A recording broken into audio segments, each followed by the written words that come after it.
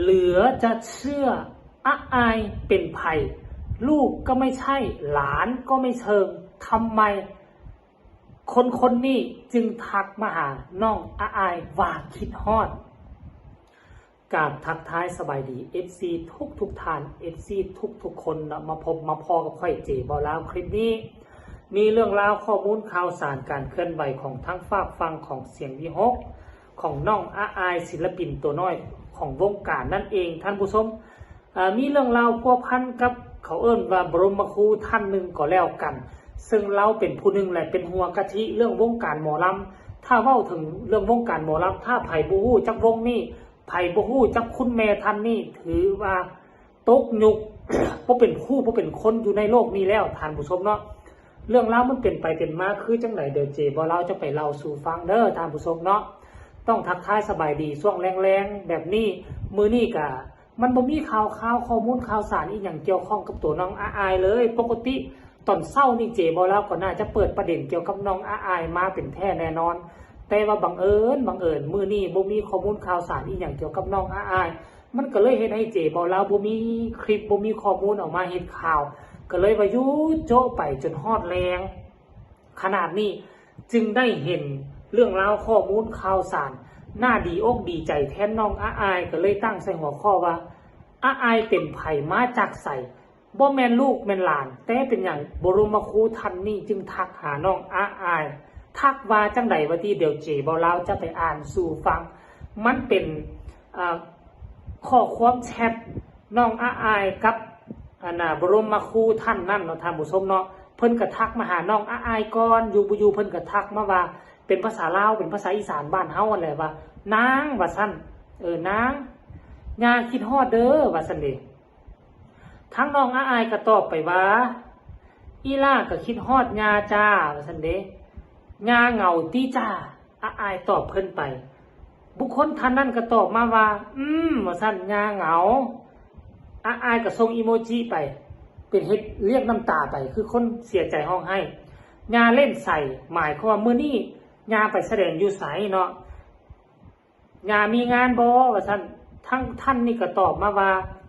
ย่ามาละครนี่หมายความว่าจังได๋ละครหมายความมาถ่ายทำละครหรือว่าจังได๋ท่านผู้ชม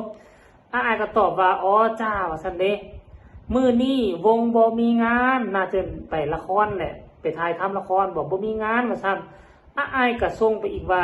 สู้ๆเด้อย่าสู้ๆจ้าย่าว่าซั่นอันนี้เป็นคำหวานๆเนาะซึ่งคำซาบซึ้งใจของเด็กน้อยอายุ12 ปีกับผู้หญิงท่านหนึ่งซึ่งเป็นบรมครูแห่งวงการหมอลำซึ่งเพิ่นอายุประมาณ60 กว่าปีแล้วท่านผู้ชมถ้าซื้อมาพวกเจ้าคงจะฮู้เป็นแท้แน่นอนว่าคนนี้เป็นไผและถ้าบ่ได้ติดตามอยู่ในเพจของน้องอายก็คงจะเห็นแล้วแหละคงจะฮู้แล้วแหละว่าบุคคลท่านนี้เป็นไผเนาะท่านผู้ชมเนาะซึ่งหลังจากที่น้องอายเอาโพสต์การแชทนี่มาลงบ่กี่เท่าใดนาทีกับคนแชร์ก็หลายคนไปกดไลค์เกือบพันแล้วท่านผู้ชมคนไปคอมเมนต์ก็เกือบ100แล้วเดี๋ยวเจบ่าวลาวจะเอาคอมเมนต์คำคิดคำเห็นหลังจากที่เห็นคุณแม่ท่านนี่เนาะบรมครูท่านนี่แชทมาหาน้องอายแล้ว FC แฟนคลับของน้องอายมีความรู้สึกคือแนวใดดีอกดีใจบ่เดี๋ยวจะไปอ่านสู่ฟังเด้อคอมเมนต์แรกเพิ่นว่าลิงน้อยว่าซั่นพอนกลิงน้อยพอนกคงเหงาเหมือนกันเคยอยู่ครอบครัวใหญ่ทุกวันมีพี่น้องมากเป็นเรื่องธรรมดามีเหงามีสุขเป็นของคู่กันเฮาก็เหงาไม่มีเพื่อนรักหนูนะคะคนเก่งและอยากซับซ้อนหน่อยนึงความจริงแล้วการเคลื่อนไหวของน้องอายครั้งนี้บ่เกี่ยวกับพอนกพงศกรเลยเนาะเอาผู้ต่อมากันแล้วกันน่ารักแท้กอดจ้าว่าซั่นย่ากับหลานสาวน่าฮักจังเลยว่าซั่นเด้ลิงว่าซั่นลิงแซมน้อยกับย่าตึกเดี๋ยวสิเปิดเผยได้ท้ายคลิปอยากรู้ว่าคนนี้เป็นไผค่อยจึงว่าเป็นบรมครูเป็นคนนึงแหละฮู้เกี่ยวกับวงการหมอลำถ้าบ่มีวงนี้วงการหมอลำคงยุบไปตั้งโดนแล้วล่ะ ว่าจังไหนนี่น้องน่ารักคุยกับย่าด้วยพ่อให้คนแก่คลายเหงาว่าซั่นเด้น่าฮักมากเลยย่าหลานว่าซั่นน่ารักน่าฮักย่าหลานคุยกันคุณย่าคิดฮอดอีหล่าว่าซั่นเด้น่ารักหลานสาวกับคุณย่าคิดถึงตอนร้องเพลงด้วยกันจังน้องอายเคยถึกเซิร์นไปขึ้นเวทีนี่ครั้งหนึ่งบอกท่านผู้ชมเนาะหลานอายน่ารักรู้จักถามย่าว่าเหงาว่าซั่นนี่ย่าหลานคิดฮอดกันโอ้ยส่วนใหญ่ก็เป็นคำลักษณะแบบนี้แหละเนาะท่านผู้ชมเนาะเอามาฝากมาต้อนกันเพียงสำเนียงคำคิดคำเห็นก็ได้แล้วแต่ว่าทุกคนมีฮู้แล้วแหละถ้าผู้ใดเข้าไปเบิ่งทางแอปฟ้าของน้องอายก็จะฮู้และขอเฉลยซะเนาะ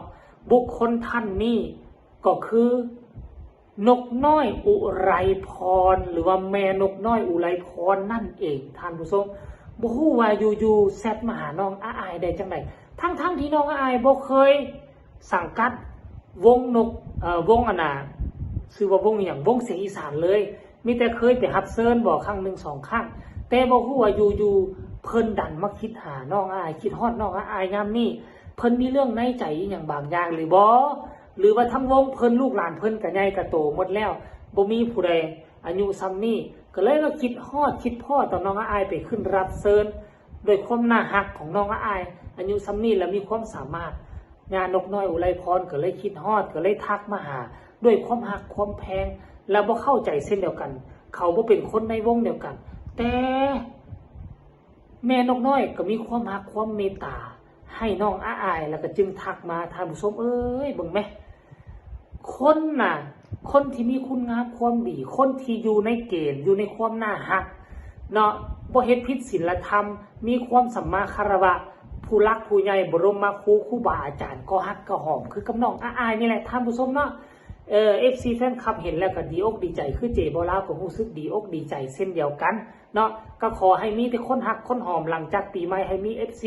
หลั่งไหลเข้ามาเทมาให้ได้มาไล่หมื่นให้ได้มาไล่แสนให้ได้มาไล่ล้านในปีนี้เด้อเนาะขอให้เจ้าประสบผลสำเร็จและก็สมหวังปีหน้านี้ให้มันได้มีเงินมีซ่านให้ยาลำได้อยู่น้ำเพลินเด้อเอาคลิปนี้ก็ขอฝากฝังไว้สำนี้ไปมีคำตำหนิที่ส้มคำคิดคำเห็นแนวใดก็สามารถส่งมาใต้คอมเมนต์ได้ฝากทุกคนกดไลค์กดแชร์กดติดตามให้แน่เพื่อจะบ่พลาดในคลิปต่อไปนอกที่สำคัญอย่ากดข้ามโฆษณาเบิ้งโฆษณาให้แน่เพื่อว่าให้เจ็บเราได้เศษเหรียญได้เศษสตางค์พอเก็บหอมรอมริบ3 เดือนพอจะได้ถอนเทื่อนึงเนาะเอาคลิปนี้ก็บอกว่าอย่างไรขอฝากฝังไว้ชั้นนี้สบายดี